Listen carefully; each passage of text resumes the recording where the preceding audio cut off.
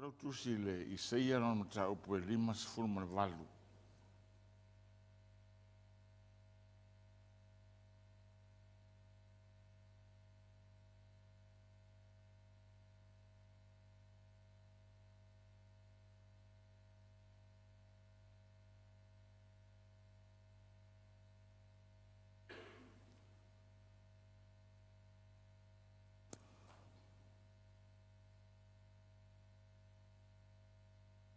Fai tauina le I seia 5:8.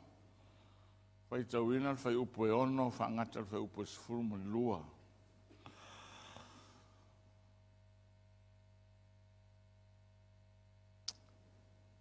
E le o le nei ea le ana pongi o te loto I ai.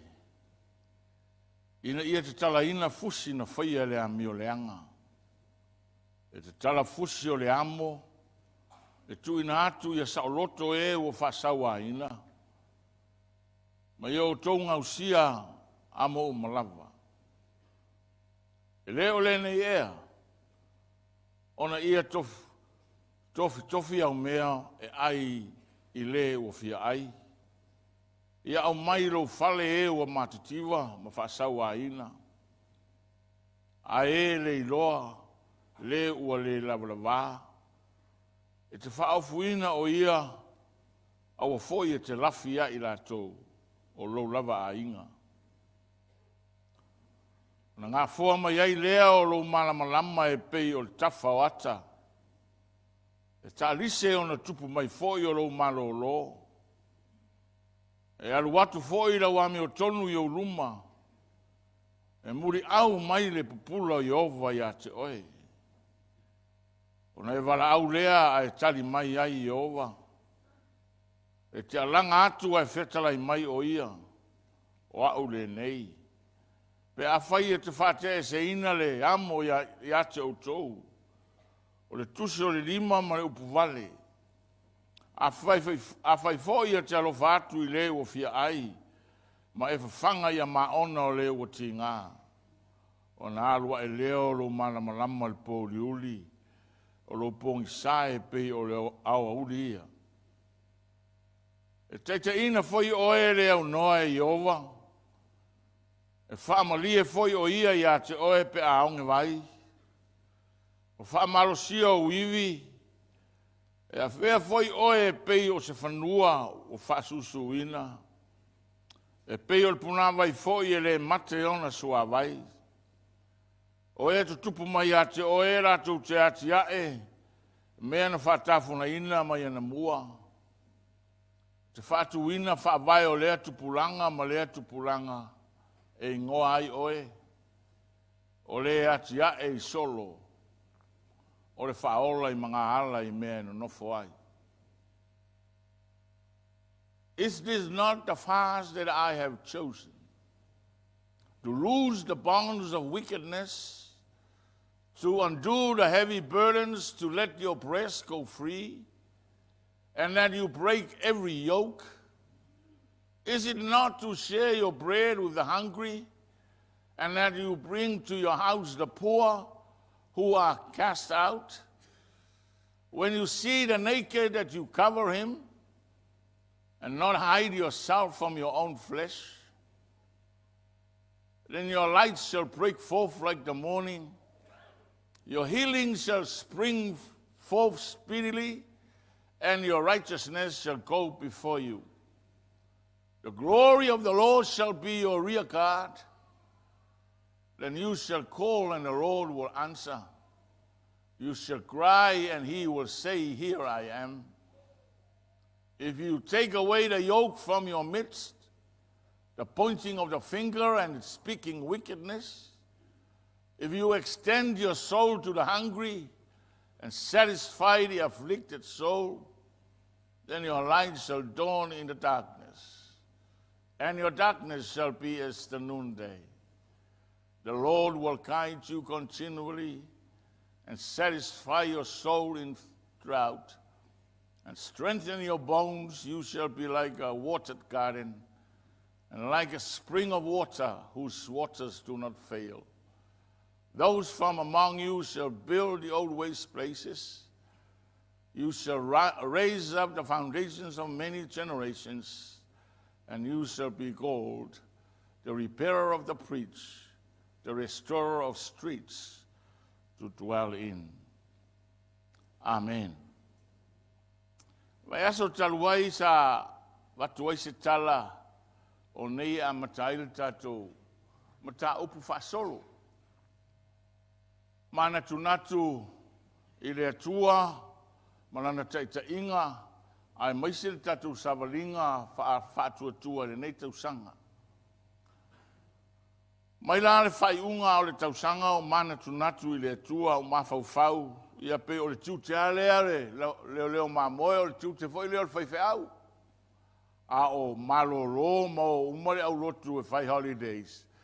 Ia ai mana tunatu le whaifeau po le ale teita inga o le lafu mamoe le nei tausanga. Ia o le tiute masani lana o e o wala awina. Ona musu ia leo lo roto le upu le masani i tatou. O le upu foi e familia i a tatou uma. Wa vea foi o se upu o lo vapeo na ve vesi ai le lalolangi. Wa vea o se upu e vapeo na sao mai aia ngā luenga le pongisa i le lalolangi a maise le kalesia le atua. O mawhauwhau le upu le identity. Uiwa, pore, te whiua tele alama upu e whamatala inai, identity. Ia pe ia whawhaingo fie, o ro identity o le Samoa, o mea whamatala inai, oi. O le mea lai matango fie ai. O le musmusunga le atua.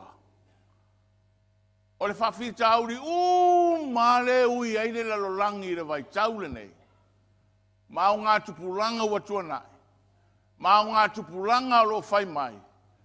Because they lost their identity.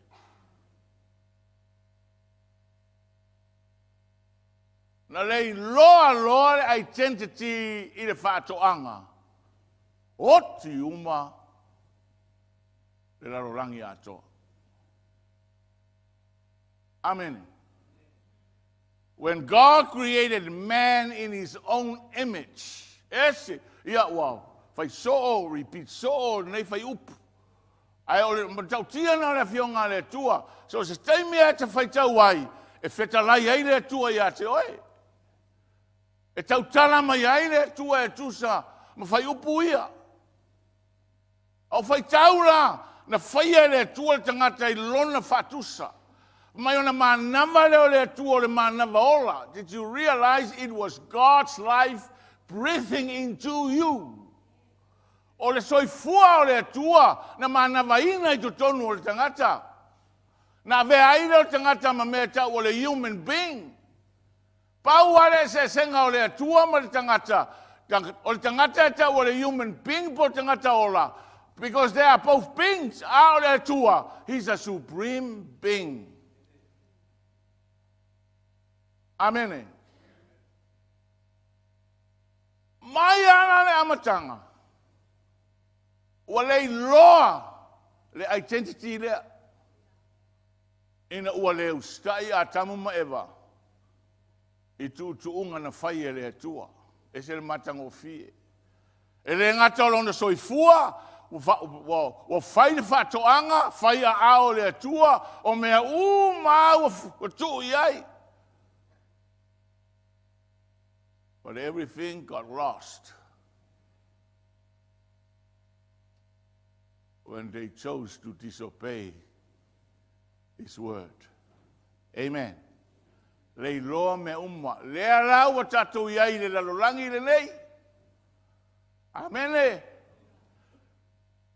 Po le alo fai mai wa le to iai se fai longa nanu. E le ma fai na oti le mea le na. E le oti le fai longa nanu. E o ai se o tatou iai tonu le kalesia. E te fai longa nanu. Te longa e toi foi le tua lona tūlanga I to tonu o le tangata.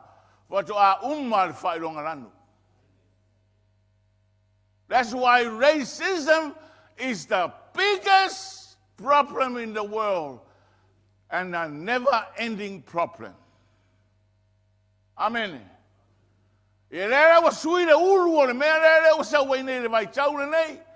Lea wa sau le ulu o le gender equality. Amen. Wa sili atu I lo le karako fe ai. Lea wa sui mai le racism po le identity I le gender equality. Wai vai le sau wa kama ia. They are the minority, but they are the most loudest of voices in the world today. Ineko, kerengi pirionga le, I don't know cosa pirionga, but their voices are far louder than the majority. And the problem continues. Hallelujah. So ole au te lenga leo le, me ole avapeo na au fia. E tato mata upu fasolo lea. Amene. Au tai au ne. Tatato fa fonga whalongolongo launga alesi la ila sata luai. Ta mai alesi fa upunga Solomona. Ole mea lava lea e tupu. E toe tupu. Oi. O le mea lava lea e toe tupu sa, se a se mea wa uma na whaia. O le mea lava lea e toe whaia, wa lea I lava se mea fau I lalo le la. That which has been is what will be. That which is done is what will be done. And there is nothing new under the sun. Hallelujah. Fetau le leia tala ia Solomona. Mana malama le lei Solomona I scriptures. Ile fionga le tua, ile Torah, mana malama le lei. Aisa. Pa mai le whamarumanga o le tulanga lea.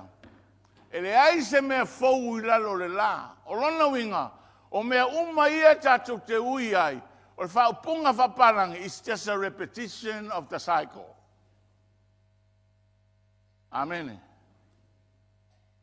Menga kaunga le koe ofo I se anga sala e whai rika kaola, sa whai fo I la, I lesi waenga, sa whai fo I lesi waenga. O anga sala, maya, it's just a repetition of the cycle. O le wha mawalunga ma le wha sausili, o mea, it's just a repetition of the cycle. O lo loko le anga ma le whai kakala, it's just a repetition of the cycle. O lo le alofa ma lo le kausi ainga. It's just a repetition of the cycle. Aia. O lo le fia le loku o lo komumu ma mea umarava va pena. It's just a repetition of the cycle. Le aise me fou. O le mena na e te loile la I kiki o mo le kanga kaola. E ke ofo ke kele. Al me mari, e ke ofo roa. O la ofesiri. E ke ofo a oi a oi. O le ana mea ngā ke ofo ai. O me whona ana le ofo ai le tua I se mea la vai tas. Le ngai le se me fau. Le ofo le tua I se me tasi. E tasi ana me ofo ai le tua. Tasi a. E le ofo le tua I le matautia lo fai ai. E le ofo le tua le matautia lo poto. Wa tumu le lalo langi nei lo iloa. E le ofo ai le tua. E le ofo le tua le lapo po au maso I le te leo lo tino po lo malose te mawhai ona whai aiso se mea. E le ofo le tua. Pe tumu le langi ma le langi au oa. Pe na oe ale milionea I Samoa. Pe po whea lava e ke ngofo ai. E le ofo le tua. A whisiri ngea Solomonga, ve mai Solomonga, kasi ale me kukusaile ma oa ma le makiwa. They both die. Karanga Solomonga. One thing that equalizes the rich and the poor, there's a day coming for them to die. Hallelujah. E le ai, la se winga I onga mimika, ma wha mawalunga ai, ma wha fia sili ele tangata. It's just a repetition of the cycle. Ele se me fo. Amen.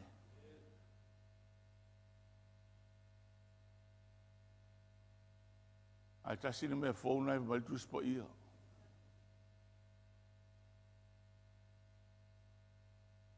Amene.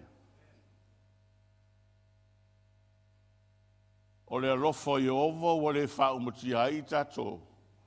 Ona ua le mawaelo na alofa muti vale. E fōma ia le taia uma e tele lo na whamaone. Tasi a le mea fōu. O le atua. O le mea i ai le atua. O le mea na i ai le fōu.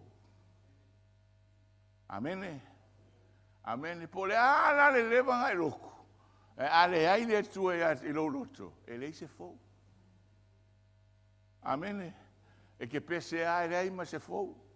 Me foi ngā umanga e pese e laku e koe kaukala mai a e whiula mai a mangongi kuai. E mangohu ua. Amene. E le se fōu. Le lan tu se ikone le mai le tala whamatala ina e paulo tu se kolonito le tātou te pepese ai. A o le o ia ke riso. O le tangata fōu ia. Ua mawae mea tuai. Whauta o mai le ora fōu. Aisea, only in Christ, only in God, you'll find newness. A o le lalorangi ma mea na whaia e le atua. There is no newness. It's just a repetition of the cycle. Amen. E wa fisi tele na o tangata whamai fōia. Ia le tala atu spoi e reise mea fōu a le whamai le tala a Paulo. E o tangata fōi ana e mana malama i tūranga ia o mea umana whaia le atua wa umana whaataatitia mea ngai whiu tangata papoto nei mai tau ai meise i la tau lea mai lela koe la whaile reset o le lalorangi o le valu piriona. Did you know o le valu piriona population lalorangi le keimiringi? So that's why there's a great push to depopulate the world. So me la na lewa maua fone o le valu piriona tangata ola I lunga planet Earth.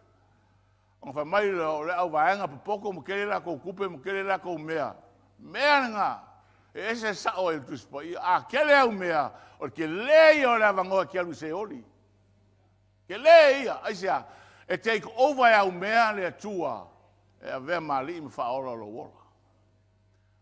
E nga tau tala ia Yesu Kristo. Ja. Fai ngō fie o ne saur ka mela I pu o le au. O ro tau mwhaira o poto e wha matala po le ale winga o pu o le au po le pu o le ngila. O al wha Samoa o le ngila o le au. Amene. E mai ngai ngila pa langi o lewa ngai le au o Samoa e su i kanga popo ia so ia. Amene. E ngila ke le ngai ka o le au. Ai o le au e ile no fuanga na Israelu. O le pu e o e tanga te tono. Mai lo tala. E fai ngō fia ona saur ka mela I to tonu le pūla I titi lea na I lo tangata e tere na mea I le ola e whapapau.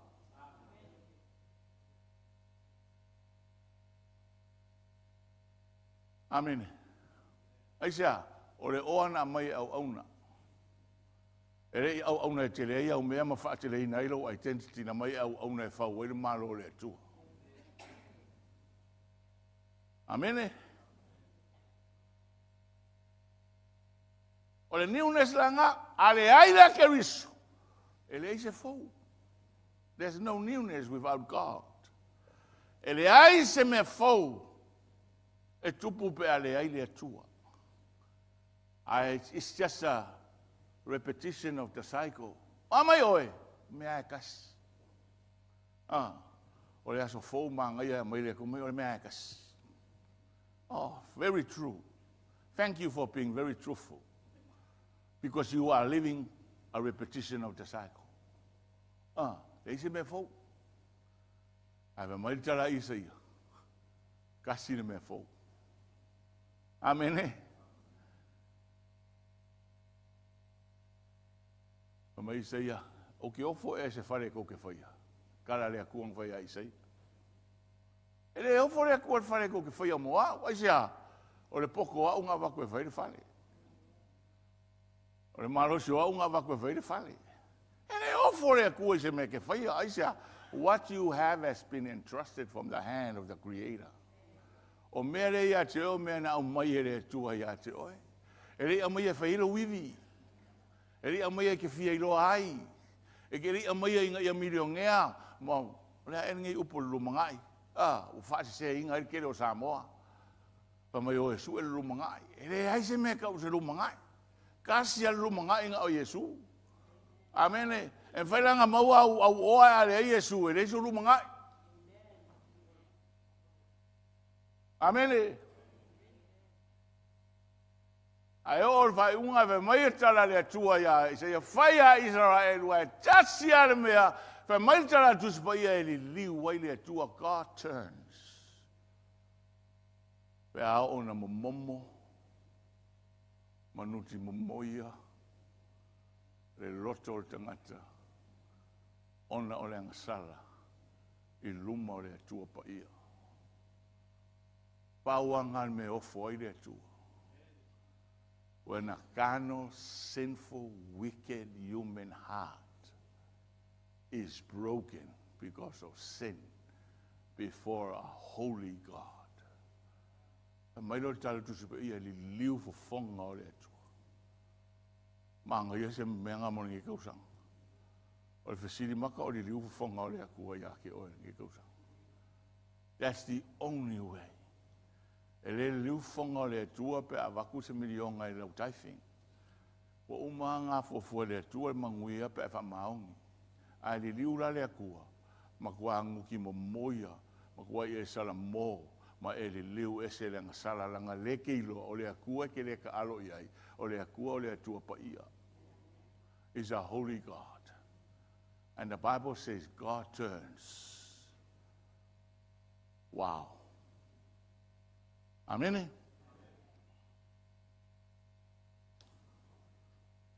Hallelujah. O le Samoa mua o le tausanga le nei. Musumusu e ale atua I lo loto. I se amatinga o fe au mo tatou. Ia wa o le temptation po o le fausosonga. A maisia ia le tavilinga o e kare sia le nei mai tau. Wasa iri po ani me fou e fai. Leo tatou loe le ai, ma se me fou lalo le la. Amene. Tasi al me mawaile me fou o lo nofo I le mea o lo nofo I le atua. Le ki ofa merkala ka vika tasi ale. Ke fia ngofo le mea iai o le atua. Amene. Aisea, a wao inau te awa o ina ma iai mea fou freshness and newness from your presence. Tatou launga le o te roa ngalo ia tatou sa rotu da Samoa mua o January.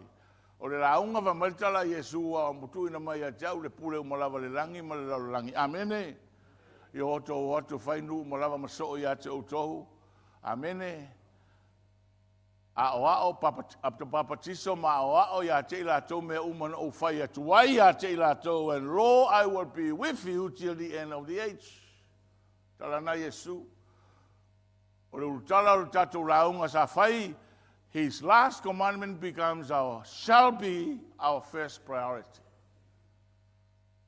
O le poro inga mulimuri e te tauna vea, o se mea sili o na mawalunga ia te tatou priority. Wha mua.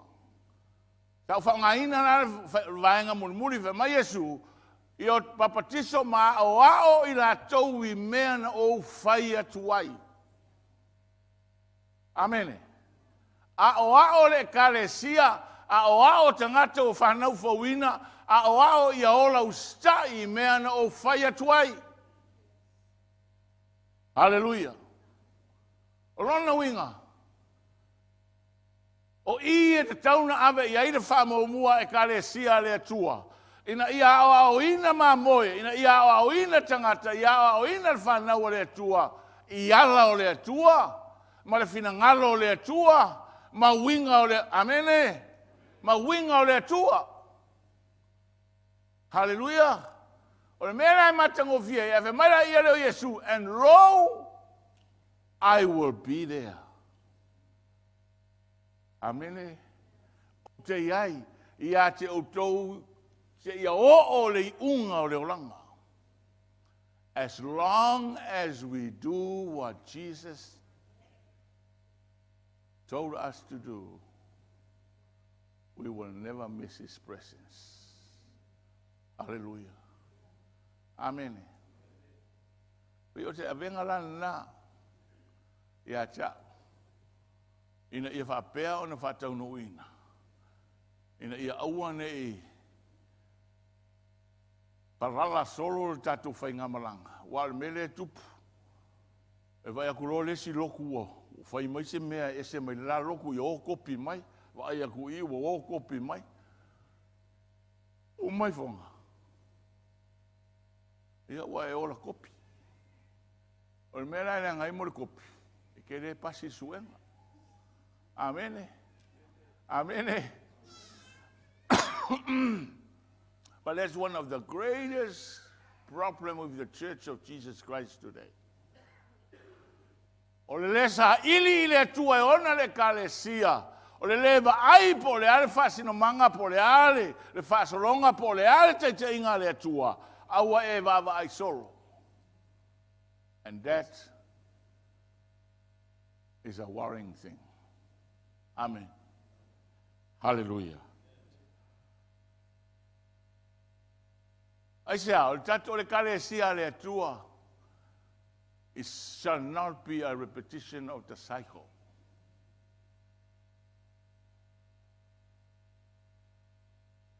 It shall be a living newness. Amen. O le kalesia e le te tau na ola e pei e le eise me fou lalo le la. O le repetition na o le cycle. Me fou. A o le kalesia le tua e ao na tātou iaile lalo langin nei mare i loa le lei o i tātou ai a keriso o mea fou uma tātou te operate ai pe tātou te ola ai. Amene. Amene. O le winga na o tala Paulo. It's never happened before. A new creation of winga ngā upule in Cornelius has never happened before, has never done before. O le whiliwa ina o le loto o le tangata ngā luenga le anganga pa ia e le se mena tupu mua. It's a new thing. O te mea fau. O le mea nana, i le mea fau le e whanau mai ai, mea le i ai mua. Amene. Mea le i ai mua. Sa e whanau mai le lalolangi le nei, e nofo I tutono o le repetition of the cycle. We came to this world and we live life by the repetition of the cycle. E le ai se me fau. O le mea nā tātou suru soro ai, tātou matelaina, tātou pangatia. We were desperate, we were looking for answers. Why? We were in the mode of the recycling. The repetition of the cycle. We were longing for something new. Me fona ale me fai ona no fona no foi Yesu lo loto, ma so foi Yesu lo loto. E lema fai ona family e ina lo wanganga. Amene. Pau na me malie ai le anganga o tangata. It's the presence of Jesus in his or her life. Hallelujah. Hallelujah.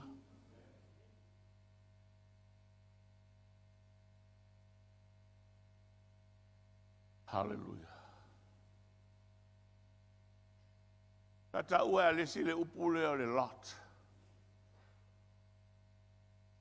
Sa le aise tofi o le au sa le vi. Ma le tala le atua ia Arona. Le tu se numera. Wa tofu umai tu ainga ma whanua. O le mea o ngai le mele I tu manga Israelu. Awa alo tofi lo inheritance. Inheritance is very, very deeper in meaning. Meaning, that's your piece. After you, that's your son's piece. After you, that's your son's piece. After that land remains forever for your tribe. O le winga now inheritance for Israel. Amen. Fa mai lo tala le tu Arona e le ai so whanua. O au, o lo whanua. Wow. Tala na le tuan whai a arona. O whina ngarona o le tua mo le tua inga o sare vi. E le ingo whangua. O tō whanua. O au. That's powerful. Amene. Ai sea. A avea le tua ma whanua e a oe. Ia o te loe le tu le tu tau whamatara atu. But you will be in no need of anything. He will be a true provider for you. Rona winga la usi le whanua. E mea umai mo mia e lo soifua e maua le whanua lea. Po le pongi sa, po le malamalama. This land is there for you. Amen. O le mea lai mana ia ai, le whekau le markala al whaisalamo. Fa mau walewa ngā wora mau whelwai o ke le iwaia I whangaua e a mea kongo o isi whalawa la warkele. Why? Because God was their land. God was their provider. Hallelujah. O se tala whara e au I au na le tua malato whanau. As long as we are faithful. We will never be perfect servants of the Lord, but we can be good servants of the Lord. Hallelujah. A avea lea tua ma tātou whanua, a avea lea tua ma tātou lot. Lot is a possession. Amen. Amen. So the repetition of the cycles shall never be our calling, but our lot shall be our calling.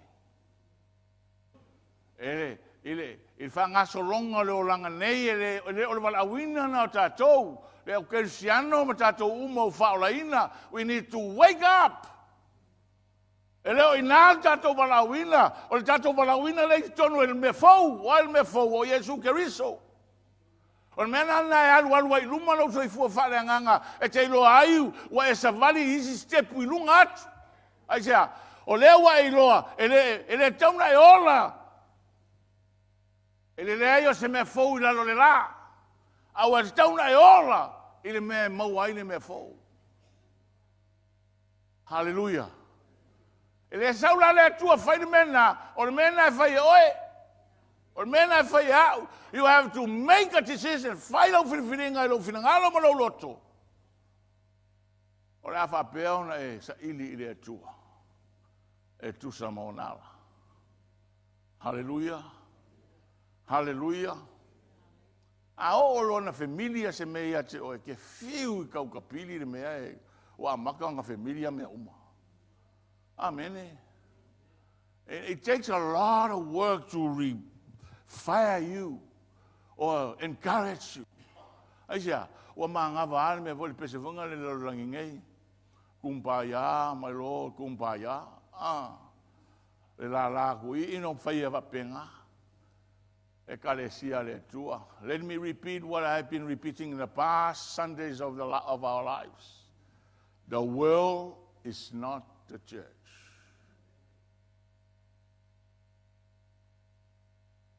The world is different from the church.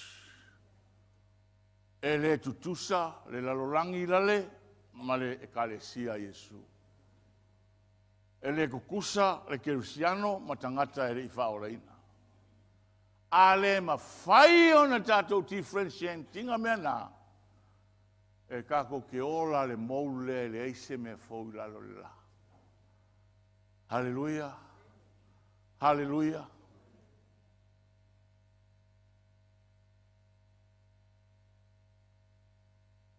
O le introduction o le tātou series. Back in 1996, toa Walauina maua tawa vele kalesia. Nala vai tau se onga, which is the right teaching of the scriptures. So se te mi ai walauina yo ele tua e tawana sa iri le tua. Po le ase tō whama mau. E a watu e whata, e tau rai ai ngā ruenga, ma te ita ia ngā ruenga. Amen. And in 1996, We were appointed to be leaders of this church, and we were hungry, we were desperate, we wanted a vision from God. Se tō whama mao mai le atua.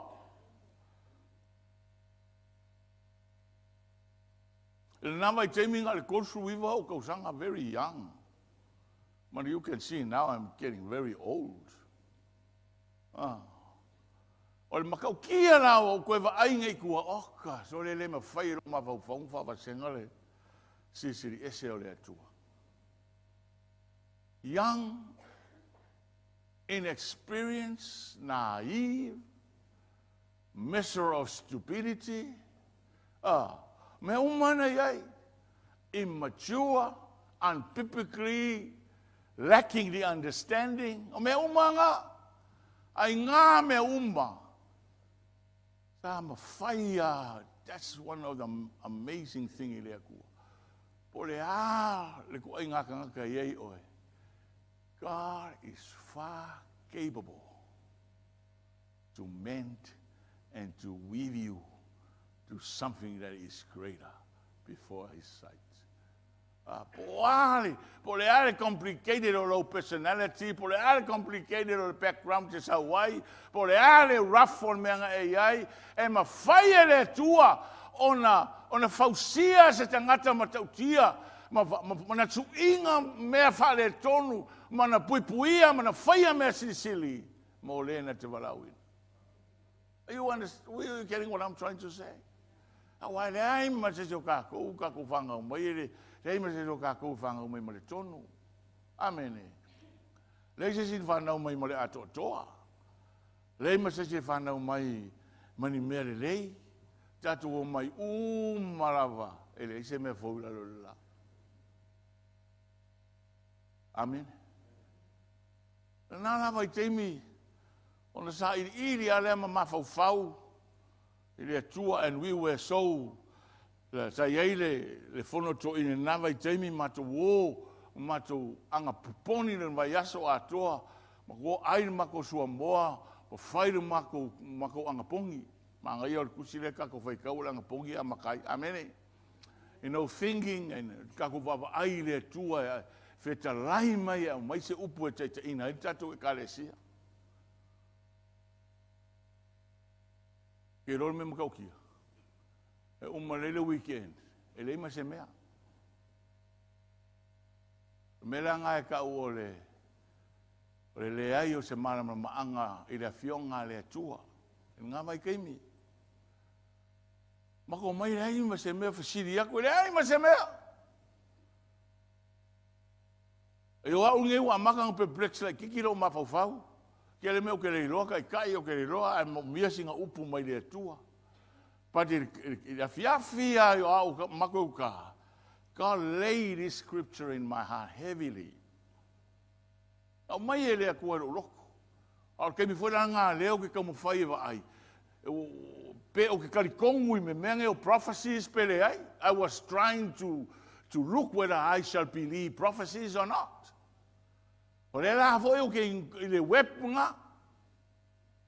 Ai mai lo le tua le Isaia le 5 suma le valu sultasi ma sululua. Ina o umalan fermato fono le zonga fua le ai lava fatu ia paula le tus. A mai le tua. E no te tai el tato ngaluenga. I le lumana. Hallelujah. Hallelujah. Ia nala e I se ia 5 sulua ma foi po sultasi ma sulua. Uma tausanga na o walu le leadership conference. I Ngiusira. Ai au o ingai au. Io to loa tu se mala fionga le tua. E le fetalai le tua I se committee. E le fekalai le ku I se board. E fekalai le ku ka malo e ko kasi.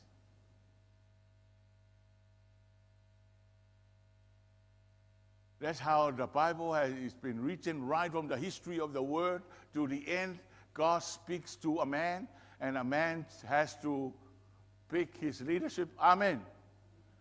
O waru le conference la le Life Church in Utah. O ka ko ngofo mo ko ya o ina ite o le la. O ke le ilo mo mo ya mea. taka mo fai ava e fai le vapera roa e kusai mo le fa Samoa ma me ro ia ngai. A lela ua o inga le ai, ese le kalesia, ese me la langi, ese le malo le tu, ese le malo ki apolo le la langi nei, amene. O le malo le tu, e fetalai le tu te ngate to, tasi aise a fetalai le tu el komiti, e kofu uma komiki ma visions, uma I fonga wale kasi le vision a television. Amen. O saure ma lo loto fia, o foi mai, whawhetai le tu e uia, I le lava, ma le malama, ma le awau. Ai, na whao fiofi mai lava lo finangalo. Mo matou. It's nothing to do with the person called. It's all to do with the sovereign rulership of who God is. Hallelujah. Aisea, langa ele fa vautangata. Amen. Amen. Whailautala. After 25 years, wa le lua suru lima o tausanga, o le toe wa ai le tu, I tua, oka te makau kia o Yesu. Lua suru lima, e lufuru ono o tausanga nei. Dalu ona mateita ia le kalesia. Lufuru lima tausanga, I le savalinga na au mai ai, e tu sa ai male, ta iala e tu sa ai male tō whama mau. Le makau kia o le alofa o le aku. Amene. Amene. Ia o le viinga o le atua, o ia e onga me uma. Pero na ufai atu is nothing to do with us. E o fo I selection e o I ko finga le aku, kau ke le iloa. Only God knows why He chooses. Amen. Hallelujah. E o ke me ke kuai ru mai anga o le tua soifu. Ngai fasili le ai se anga e vili e kanga kare anga le ke ia mako. Ia nga vakuloro le kari malia e lo fina ngalo. O e whape atu le tu, o ngai sili a kulore anga. Ah. Amene. Pera fa umar dato introduction. O le tusi rea Isaia. O le tusi pitilina te le tono le fionga le tua. E fa ingoina. E le au popoto le tusi Isaia o le tamai tusi pa ia. Is a mini Bible. O le tusi pa ia I ai le whenga inga tuai I ai man whenga inga fau. O le tusi Isaia is a mini Bible. The chapter 1 to 39, ma le chapter 40 to 66. Ia kus. E lua vaenga. Le ta ua ia o fe aule au mai to tono o le tusina ia Isaia. A tatou fai tau ma tatou suesue. O nao lo vapea ona whenga ia ile atua le whenga inga. Tuais. Marona nu o Israelu na ia filfilia vea mo tangata. Identity. Amen. God has an expectation on people who call themselves to be His people. Malitala a Ioane rom tau po mo vai upas fulma le lua. A wao e uman talia o ia na ia vatu iai lea manuia. E ta uai I la tau o whanau le atua. Those who receive Him, He gave this blessing to be called the sons of God. Amen. O Israel. Pauale o nu ele filfilia se sinu nga Israel ona filfilia e ave manu o le atua. Be foi lana na ilfenga nga le atua. Mai la mata mo mua o le kosruiva. O lo fa pea ona tio la ile atua ma Israel le leanga ma leanga sala ma le foi tupua ma le foi tua ma me uma fa pena. Ai o mai I le fase fulu o le ono fulmo le ono. Ona wa umo na fai whenga inga. Fa mai tala tu spaia. E iai te ngata tutoe. There's a remnant of the righteous. O te ngata tutoe ia. E le me fai ona ave se le finangalo le tua e le malo si lungo tangata tutoe e mawhai ona li liu wai le tua i lona nu. E sin mga yo le kala a. Amen. The church can be a remnant.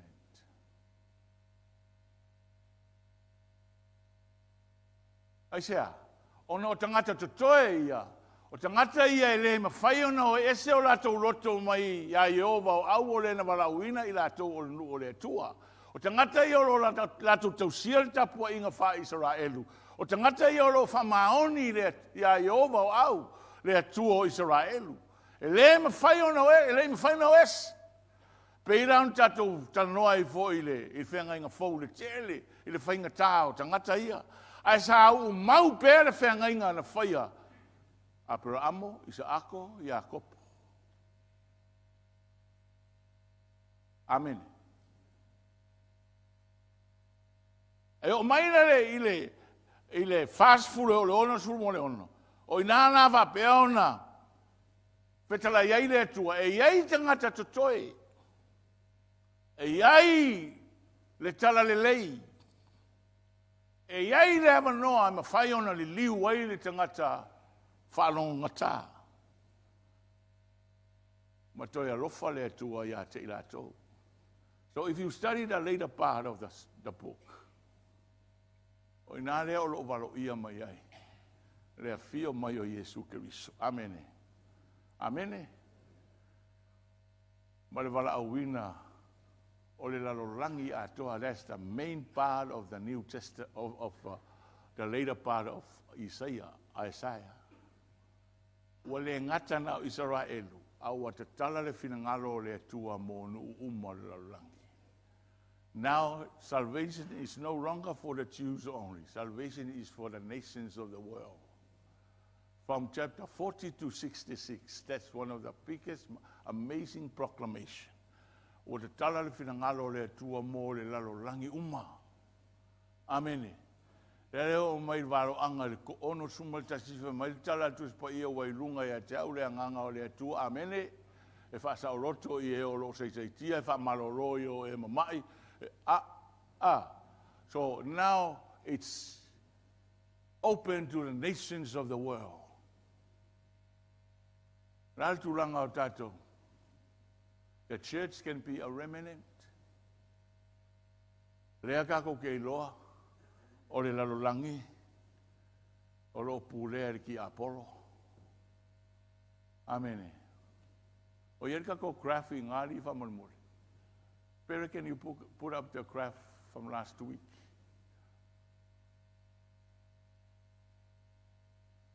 Oh, ta ua I o le atalea. E te soifua mai orai le lalolangi le vaitauni. Mai mama lama. Have an understanding where you are and what you're doing. O le malole o le atua. O le malole o le langi. A mata le malole atua. Ya Yesu. Amene. Amene. O iranga ma waira manoa tātou. Ina ua fio mai Yesu Keriso. E a fio mai ala Yesu. O le lalolangi a kore mai a kama ma eva e o le iunga. Is a present evil world. Menga ke fiu wai lele oka lele anga ma mea lea ma mea ma leanga sala lea kilo mai. We are living in a present evil, wicked, wai si upuranga uma. And all the lots in this world. Le menanga ale aile fo o Yesu lo loko. Ke va ai ma fanga lo loko e ka le pese luelo vai a. Le pese lo langi gei. E lue e kurunga. Aisa, langa lo kingo. Wa kumu langa sala ma le leanga. Amene.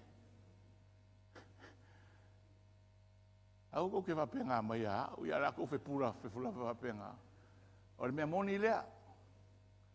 Vai le fasi se inga ki Apollo ka ko la langi. O ngā kako te siwa lei pese la langi pa u e oki e lako e se oli. Because e leo le whina ngalo na le atua mo oe. Ia e mana malama le lei. O oe le ola le laulangi le keimi, o le laulangi le ai se wha mainga, laulangi le anga, laulangi ang sala, laulangi o longa I unga se oli. That's why ma sangi o wha manatu atu mo o wha malosi atu. Wa vea le Holy Communion o se mea whaingo fie, o se mea nganga wha mangaku, but e ka kaunga e mawhau whau lo loto. It costs God to die. Ava pena fio mai le tua, mamaliu. What's that to you? That's why God came and died. I say, only if I sala mai le sala langi. And then caused this holy God to come down to a wicked world, be like a man, and die, so that your sins and my sins can be forgiven. Ale onga la le mea ia te o ia. E ke ka alo lava I kala le lei. E ke siva lava I mea le lalorangi ngei. Thinking e iei le avangoa, e le aise avanoa. Amen. This is the present world. Evil, full of sin. Christ came, this is God. The Holy God. Maltala Paulo. Atau vaalo na malu malon sisiri ese ai sau o ia o le auna. Amen. He died. Ina ia whapea o na vea o ia mali. Na maliu, to tu, na vea mali, lele li. Authority. E pule. So the rulership of Christ is happening today. But he rules from above. Oleke savali, but your life is ruled from above. It's ruled from above. That's why this is very, kauan mele kakumamamai. Kakusava vali la le evil world ya. I don't go and ngaka langin ngai per kala. Per plead. If you read that prayer, John 17, Jesus is pleading with the Father. Please, Father. They are living in this evil world, but that they don't belong here. They are not of this world. They are from above. He rules our lives. Christ rules from above. That's why you feel the newness of strength, the newness of assurance. Amen. Because he rules from above.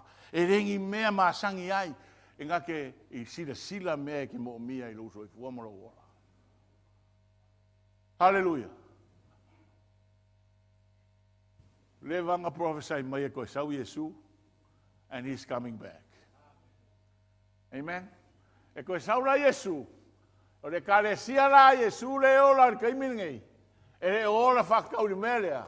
Ai ola fakau le pule Yesu Kristo. Ma sau lo Yesu avelanga kalesia le. Ala ko ngofo le ola fa ba. Amen. Ora onga foi le, e ma se fa walunga ai. Ai ma se fa walunga. Ai ao ya ka ko la ngonga ka ko fa maula. Amen. Awa ale ai le mana o le tua e so soani ate oe. Ele mfenga mo malo. It is only by the power of Jesus, by the power of the Holy Spirit. Pawanga leva pe levanga I loku leva pe levanga I saule kalesia po le ara me ke foi nothing to do. Ale maulalo lo loko mo liu le ku lo brokenness. Ke lema foi nga e ora mangu malo la langini. Amen. Amen. So I pray and hope that o yesinga ang hau tatu tulanga le. Amen. Ele tio va matu spele ase me fo la la. O me ayang ora mo nga ku ama le fo ko repeat is a repetition of the cycle. Ai kasia le me fo. Pa ka ko lo fa maulalo lumo le tua. ka lia langa pule au au. Amene, ka lia langa pule au au. Mai reo le, o kako vision lan ngā, ia ka usanga e kele. Ka mo whai rava, wha umatu ai wha pēa, wha mai, I whai upuna e, Sumatasi the Lord will guide you. I mean, we did, e kaimi ngā, whai upo e ongo, o preparation na le fio mai o le tua ia I tātou, le kua ngā angapongi e fia ia le kua. Amene. O ngei vai kau o peo le angapongi ngā ia wha mama, ia wha pa e ngaka. Staying away for food so that you can be lighter and have a good figure. A o le angapongi, ai whai kau le angapongi na le fia Iesu. Le angapongi le karia le kua. Ai vai aku Lafi ai ngaka pe ia maloa le la kaloku mo oi. That's not the angapongi. Give him something. Amene. Al kelo kako mai kalo fai. O mai. Mai o ki nga inga ia le la kalo mo oi. No. Do something. Do something. Find por alme mo mia. Le winga ngal kala ale tu ala ya Isaiah. O koe ngā pongi rā ngā. Loose the bonds of wickedness. Le ima te tō kako ia me o kongo. As I said, all our flesh is full of sin. But you have the power. If Christ is ruling you, you instruct, you choose. You lose the bonds of sin over your body. Amen? Yes. And the Spirit of God will help you to undo the heavy burdens, to let the oppressed go free, and that you break every yoke. So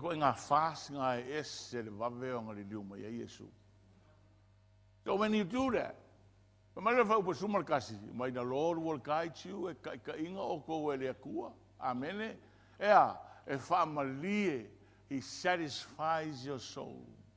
In drought hour, kami fememe e lalangi ele koviki a raifi le muro loko. A wai le ke loa pe koviki pe ke o kinge pe ke o kai hao. E fi le muro loko la lo feloa e molori. Amene. E ke le fememe ai ma e pisi solo. And strengthen your bones, you shall be like a watered garden and like a spring of water whose waters do not fail. Io, e fe aku lau kalai la ngonga I la uo la ngonga skangaka se fisoasoangi. E pei ole me foinga le a kokoa ola. Aisia, e iei le manguia ole vainga e ola ina au. Amene. O oe matato wate ita ina itato ole atua. We will be like that. Your word of counsel will bring life to somebody. Amen. Those from among you shall build the old waste places. You shall raise up the foundations of many generations. And you shall be called the repairer of the breach, the restorer of streets to dwell in. Os ka mai phrase na nga kui laro ka kui ngoa, ele whaingo ka kui ngoa ngā vai kain. E ka au ole build for change. Peace Chapel exists to build the kingdom of God for change. Ola kulau makamaka le, la ele ngoa, la ele ngei mea ka au ole. You shall be called the repairer of the breach. Makamaka le ma, whai kau. Kau kia, it's powerful. Mai ole preach. It's a violation. Pe o se pā fo I le ua pū. Ua sawa kua I se mea. Mai la o le whanau le tua po e ua muri le atua. O la koe o mai e koe repair. Koe pupungi. Ka koe loa wall simply means protection and security. The security in the kingdom of God is God's word. O le protection o le kalesia le akua, le upo le akua. Amen. O amaka o ngā violate. O violate secular ideology. The secular ideologies of man has violated the law of God. The morals, the customs, the values of the world has put a dent on the morals, the values, and the customs of the kingdom of heaven. Hallelujah. Mena no fa tu la matanga. Ese mea ia. O le malo le tua, ma le malo ki Apollo. E iai pule mea uma ia. Amene. E iai la ko customs, e iai la ko wala, e iai la ko nganga. Amene. O le malo la le tua. Ia, this is all part of ka opu fa solo. Mo le nitu sanga. Amene. But today is just an introduction for us. O le wala awale tua mo tato. The church is called to repair the violations of the law of God. How can we do that? Fafenda to foia melna. Maita la Paulo. Ale ma fai ona to fa maulalo, ele ma fa ke fiu kuli ki Apollo ele alu. Ka ua i on menga ele au kakalo. Ale ma fai ona maulalo lo loko ma salamoro loko, ke fiu I kakalo. Ele a fainga le ea I se mea. Hallelujah. Mea ngai mo mua, ka koe mo mua, wha maulalo, ngā waere e waku e rei umaro whai upo e kasi. Ai malepe ngā ruea ngā pongisa. Hallelujah. Ai a whapea ka koe kakalo ma wha maurunga, ma wha sausiri, ma wha thinking that we have the power. Mau maure kaini. Ma maile wha FAASINOMAGA ia I tātou le whionga le atua. Amen. Amen. So, pamanuia le atua I tātou nei taia.